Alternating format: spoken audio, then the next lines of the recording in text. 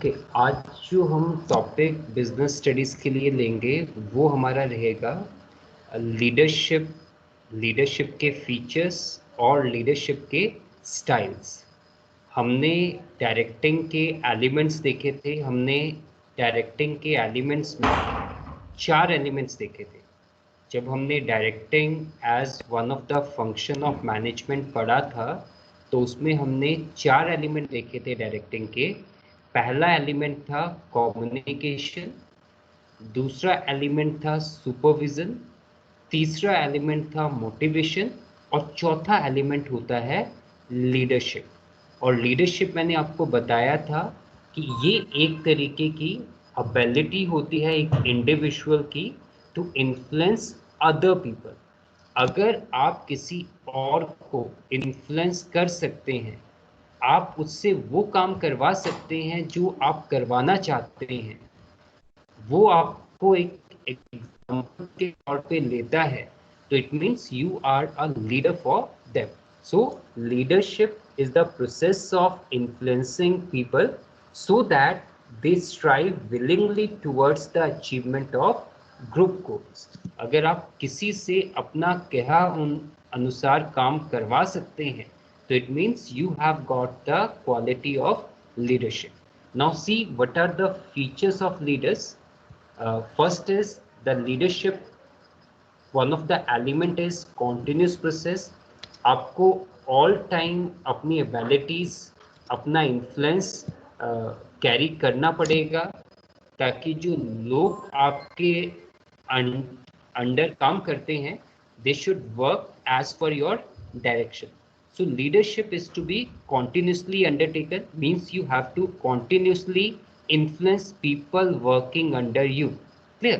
Continuous का मतलब यही है कि जो लोग आपके नीचे काम कर रहे हैं आप उनको कॉन्टिन्यूसली इन्फ्लुएंस करते रहे, आप उनको इस तरीके से काम लें कि वो आपके कहे अनुसार काम को करें। That is what is a leadership. It is a continuous process. Second is it indicates ability of the individual to influence the others.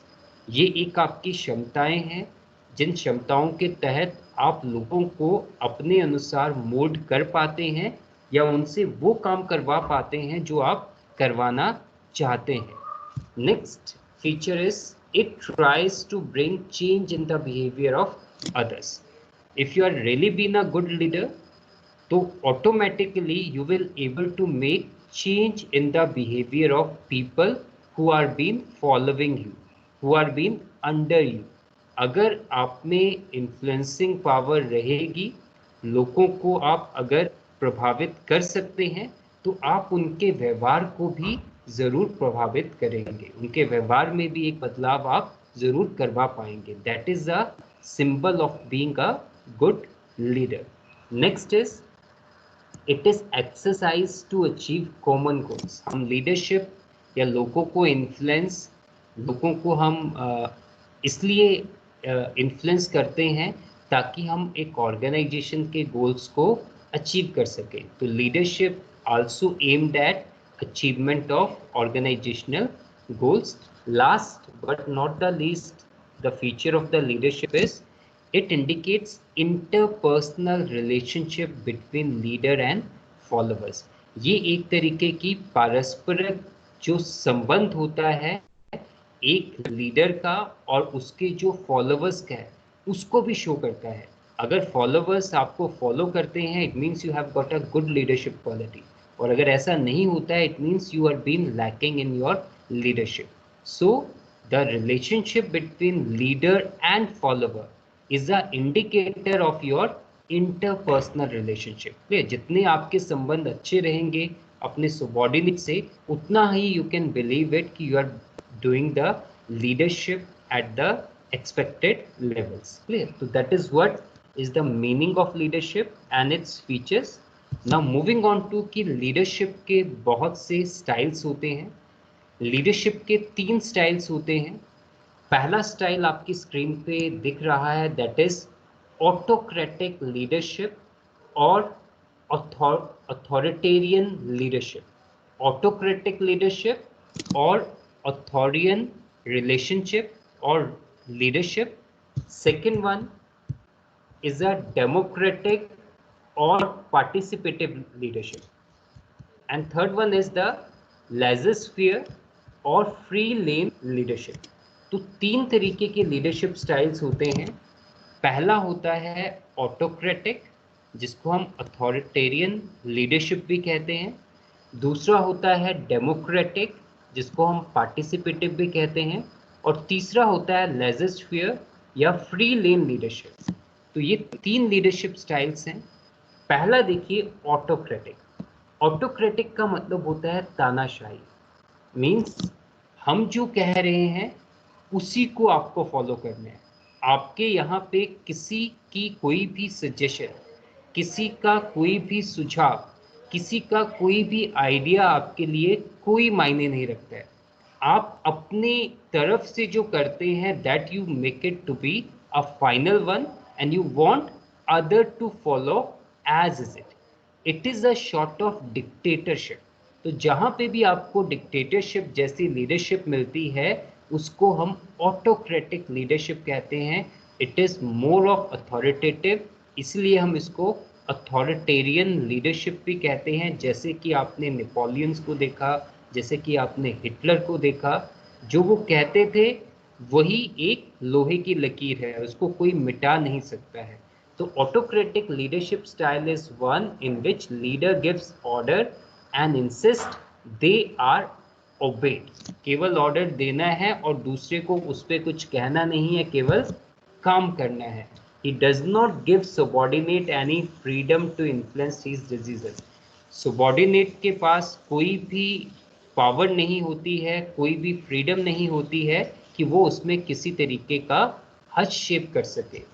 He determined the policy. The leader, the manager or the higher official only determine the policy for the group without consulting them. जो भी policies बनती हैं, जो भी target set होते हैं, उसके लिए किसी भी सबऑर्डिनेट को डिस्कस नहीं किया जाता है.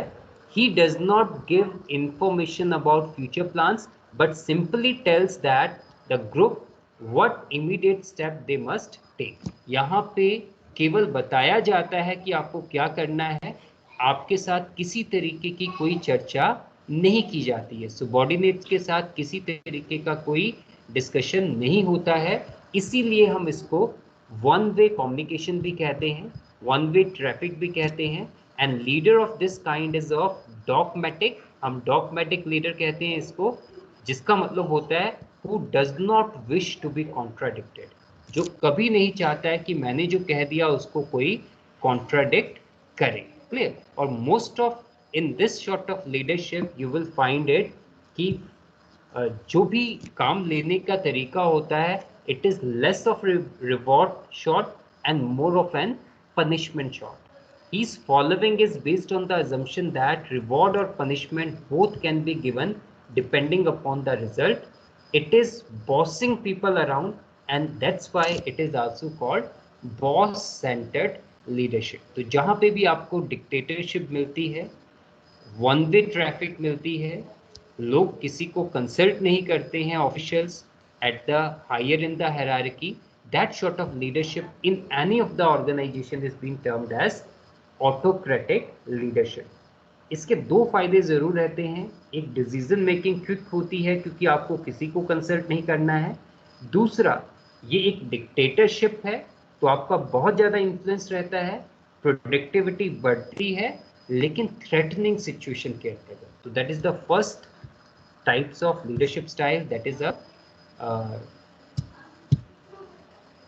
Autocratic leadership.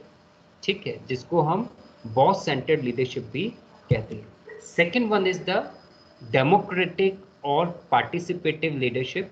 डेमोक्रेटिक का मतलब ही है लोकतांत्रिक, पार्टिसिपेटिव का मतलब भी है जहाँ पे हम लोगों को सहभागिता का मौका देते हैं, लोगों को हम बुलाते हैं कि हमारे साथ चर्चा करो. तो अगर किसी ऑर्गेनाइजेशन में उसके एम्प्लॉयज़ को, उसके सबऑर्डिनेट्स को किसी भी प्लानिंग के लिए, किसी भी डिसीजन मेकिंग के लिए कंसल्ट किया जाता है, कॉन्फिडेंस में लाया जाता है, that sort of leadership is termed as democratic और participative leadership. A democratic leader favors decision making by the group. This improves the attitude of the employee towards their job and the organization, thereby increasing their morale.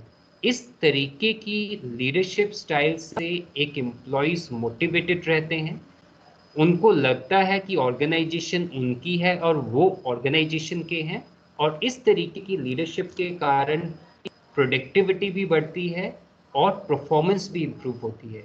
और इसी तरीके की leadership style को हम group centred leadership style भी कहते हैं। That is the second type of leadership, that is a democratic और participative leadership. Third one is the laissez faire और free rein leadership. Free rein और लेज़र-फेयर का मतलब है पूरे तरीके की स्वतंत्रता। ये एक ऐसी तरीके की लीडरशिप है जहां पे सबॉर्डिनेट को कंप्लीट फ्रीडम दी जाती है कि वो कैसे भी काम करे, किसी भी तरीके से काम करे।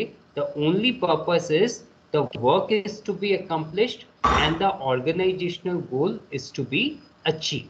तो फ्री लेन का मतलब है कि जो सुपीरियर है वो सबॉर्डिनेट के काम में किसी तरीके का हस्तक्षेप नहीं करता है, उसको कोई भी टर्म्स डिक्टेट नहीं करता है, जैसा सबॉर्डिनेट करना चाहे उसको कंप्लीट फ्रीडम देता है, और बस उसको मतलब होता है कि हमारा जो आउटपुट है, हमारे जो गोल है, केवल वही अचीव होने चाहिए। इसी कारण से इस लीडरशिप को हम subordinate centered leadership भी कहते हैं। It is a leadership in which the leader gives complete freedom to the subordinates and depends largely upon the group to establish its goals and work out of its own problem। इसमें एक leader अपने subordinate को freedom दे देता है कि काम को जैसे मर्जी करिए, जो दिक्कतें आती है खुद उसका समाधान करिए, बहुत परेशानी हो तब मेरे से आप बात करें जहां मेरी सहायता की जरूरत है। But he never dictates the term. The group members work on their own task resolving issue themselves. लोग खुद काम करते हैं, हम अपनी समस्याओं का खुद समाधान निकालते हैं। Such a leader does not believe the use of power unless it is absolutely essential। यहाँ पे किसी तरीके की अथॉरिटेटिव या पनिशमेंट नहीं दी जाती है, कोई एक्शन नहीं दिया जाता है जब तक कि बिल्कुल उसकी ज़रूरत नहीं है। इसी कारण से हम इसको subordinate centered लीडरशिप भी कहते हैं। तो ये तीन तरीके के लीडरशिप स्टाइल्स हैं जो एग्जाम के पर्सपेक्शन से बहुत इंपॉर्टेंट हैं। फर्स्ट इज ऑटोक्रेटिक लीडरशिप, जिसको आप डिक्टेटरशिप कह सकते हैं। when most of the decision making is at the top level only, there is no delegation and they are only dictating the terms। Second one is the democratic, where the subordinate is taken into consideration, into confidence for making all the plans, all the policy, and even while getting the work done। And finally the laissez-faire, a complete freedom। One superior never asked subordinate what he's been doing. He only wanted the output. He only wanted the goals, what is being set should be achieved.